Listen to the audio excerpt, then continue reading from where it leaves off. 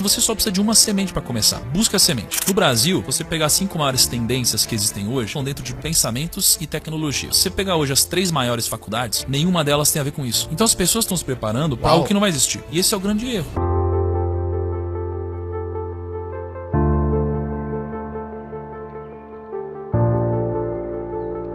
Que aqui a gente tem uma cultura de valorizar o esforço e não o mérito, né? Então, não tô falando de meritocracia, eu tô falando de, valorizar o resultado ao invés do esforço apenas, né? E no Brasil, as pessoas querem valorizar mais quem se esforça do que quem conseguiu.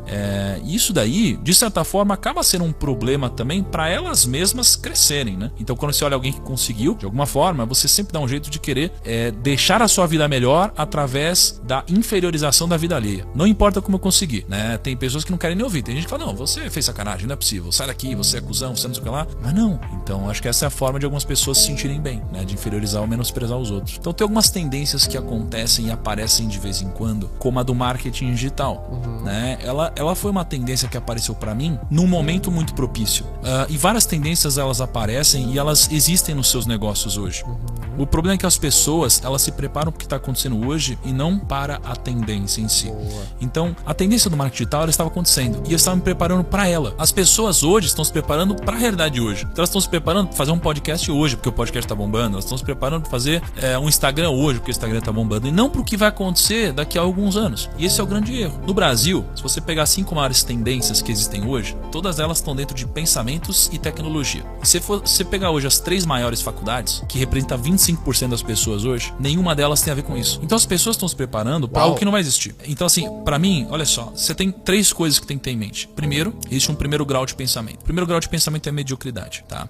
É o como todos pensam. Mas se todos têm um resultado parecido, ou seja, um resultado muito baixo, você não quer ter o resultado de todo mundo, logo você precisa pensar diferente. Como que você pensa diferente? Você chega no pensamento de segundo nível. O pensamento de segundo nível é o seguinte: imagina que no Covid foi o período que eu mais ganhei dinheiro investindo em ações. Então a bolsa caiu 50%, então ela já tinha caído. Por que ela caiu? O pessoal achou que a economia ia ser destruída, as empresas iam fechar, as pessoas iam ser demitidas, cara, a taxa de juros ia pro saco, ia acontecer um monte de problema. O primeiro grau de pensamento pensa, fudeu, a bolsa vai cair e as pessoas vendem. O segundo grau de pensamento pensa, se todo mundo já pensa assim, então será que não faz sentido eu comprar, já que já está no preço? E o segundo grau de pensamento funciona para isso, funciona para tudo, funciona para uma Ferrari. Então você olha para uma Ferrari e fala, que Ferrari foda. Primeiro grau de pensamento. Segundo grau é, que Ferrari foda. Quem é o cara que conseguiu comprar essa Ferrari e por que ele conseguiu? Então quando você chega no segundo grau de pensamento, você chega num nível superior. Qual que é o segredo então de tudo? É o segundo grau de pensamento, em todas as coisas. Mas qual que é o terceiro grau de pensamento para mim? Que aí é onde você surfa forte. É você identificar as tendências seculares e se preparar para elas e não para hoje. Então se você consegue ter um grau de pensamento diferente e você, além disso, se prepara para o que vai acontecer e não para hoje, você não vai surfar hoje a onda, mas quando ela vier, você vai surfar. E as pessoas que estão surfando hoje saem na sua frente, mas elas não vão chegar mais longe. O Howard Marks, a gente gravou para Finclass. E cara, olha o nível do cara. Ele falou assim na Finclass: eu sou Howard Marks, tenho 52 anos de experiência no mercado e eu gerencio 150 bilhões de dólares. Olha o tamanho do cara, sabe? Ele deu muitos insights bacanas, mas o principal para mim foi o que eu falei para vocês do segundo nível de pensamento, foi dele, é dele, né? Então ele falou assim, eu falei, dá para todo mundo ganhar no mercado, dá para todo mundo investir bem? Ele falou, não dá, é difícil. Só se você tiver um pensamento de segundo nível. E o pensamento de segundo nível, ele não é fácil de ter, não é fácil. E o que ele disse é que se você constantemente tem esse tipo de pensamento, você vai ganhar.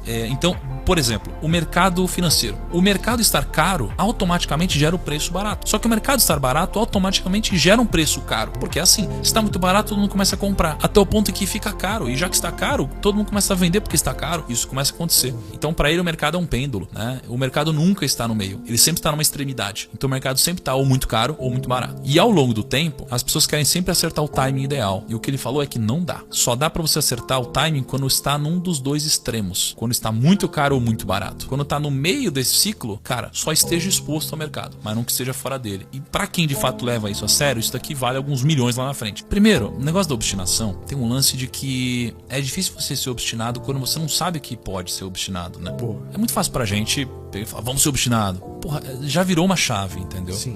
Mas nem sempre eu soube que eu podia ser obstinado. Não sei te dizer quando essa chave virou, mas em algum momento ela virou e aí eu entendi isso e comecei a pensar diferente, a pensar maior em tudo. Pô, por que não faz isso isso? Por que não faz isso? Por que não faz? Aí eu comecei a pensar diferente. Então, a obstinação me ajudou. Pensar gigante, pensar como um produtor, que é diferente. Pô, eu era barman. Cara, eu tô fazendo drink, mas diferente dos barmans do meu lado, pensando em fazer o drink e ganhar o paga da noite, que eles chamavam, eu tava fazendo isso pensando, caralho, mas quanto que essa pessoa pagou pra contratar essa galera? Porra, será que eu não consigo fazer outras festas também? Então eu sempre tive essa cabeça, né? E essa cabeça muda tudo. É igual hoje, um monte de gente assistindo a gente, sem saber que elas poderiam criar também, né?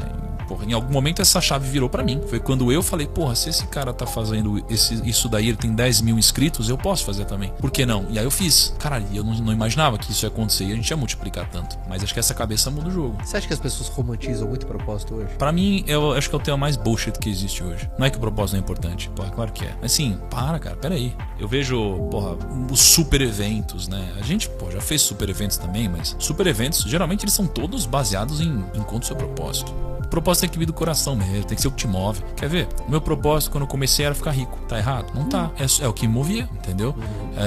Ele me dava um ânimo, ele me fazia me mexer. Beleza. Quando eu atingi isso, aí mudou o propósito. E foi mudando, foi evoluindo. Cara, o propósito só tem que ser o que te move. Não tem que ser o que é bom pro mundo, tem que ser o que te move. Porque tem que ser genuíno. Você fala, não, esse propósito que é bom pro mundo, mas você não acredita, não quer, não se motiva, então não é seu propósito. Aí o pior é quando o propósito não é desse nome de busca por felicidade, né? Mas é uma máscara pra você poder enriquecer de alguma forma, né? Tipo, o propósito. Cara, eu vejo as pessoas buscando um propósito como uma forma de enriquecer. Quando as pessoas vão nos grandes eventos desse e tal, eu vejo muitas outras formas de você dizer que você quer ficar rico. Muitas. A pessoa vai no evento, uma formação, alguma coisa assim e tal, pra descobrir seu propósito, mas na verdade não, é só porque você quer ficar rico. E aí você quer pegar isso pra você porque Exato. vai ficar rico, cara. Então, bullshit, né, cara? Pra quem tá vivendo dias difíceis, né? Primeiro assim, porra, não espere motivação de mim. Não espere motivação de mim. Por mais que acabe fazendo isso às vezes, não é com o intuito de motivar, assim. Mas eu acho que o principal conselho que eu daria é o conselho de, pô, ontem eu tava no mercado e eu não faço muito isso, né, cara? É raro fazer isso. Fui com a K no mercado porque, porra, preciso dar um jeito aqui realmente no shape e a gente foi fazer compras. Eu falei, vamos comprar, vamos fazer direito o negócio. Mas aí eu lembro que a gente passou pelas maçãs, né, cara? Eu tirei uma foto e botei, existe um segredo dentro da maçã. Eu vi esse post seu. Né? E acho que isso daqui é o que serve pra essas pessoas agora, né? Porque todo momento ruim, sabe? Destruidor, negativo, ele tem sempre uma semente proporcional que pode te ajudar a crescer de alguma forma, né? É a sabedoria do Howard Marks, do segundo grau de pensamento, né? Tudo que é caro torna-se barato, tudo que é barato torna-se caro. É uma coisa, toda crise gera oportunidade. Então, se você estiver agora numa crise, ou se você estiver bem, isso aqui vai servir pros dois. Quando você abre uma maçã, você descobre quantas sementes existem dentro de uma maçã, mas você nunca vai saber quantas maçãs existem dentro de uma semente. Por quê? Porque, cara, se você abre uma maçã, você tem lá 7 sementes. É finito. Quando você tem as sementes e você planta elas, é infinito. Você vai ter várias maçãs infinitas. O problema é que a pessoa que tá no topo, como você fala agora, se ela só buscar o fruto, ela vai consumir o fruto, não vai sobrar semente. Então ela vai precisar comprar outra maçã, vai precisar ir atrás da maçã de novo. Chega uma hora que, cara, ela pode se ferrar. A pessoa que tá aqui embaixo, ela nem consegue ir atrás do fruto. Então a única coisa que ela pode fazer é ir atrás da semente. Só que quando ela vai atrás da semente, e na metáfora aqui, a semente geralmente é o conhecimento, você pode produzir quantos frutos você quiser. Eu fui num milharal, né, e foi muito interessante, deve fazer uns 2 anos, quase 2 anos, e aí tinha uma plantação, tinha um monte de milho, né, e eu descobri que no milho você tem umas 600 sementes. Cada daquele amarelinho do milho é uma semente, né, e então ele tem 600 sementes. Se você plantar uma semente de milho, em 90 dias você tem um milho. É muito rápido. Então uma semente viram 600 sementes. Se você plantar de novo essas 600 sementes e você tiver vezes 600, cara, o número é bizarro. Então assim, você só precisa de uma semente para começar. Então assim, busca a semente. Se você estiver em cima, para você se manter em cima e crescendo, se você estiver embaixo, é porque é só disso que você precisa, de uma semente, para você, pô, dar o pontapé inicial naquilo que pode se tornar grandioso.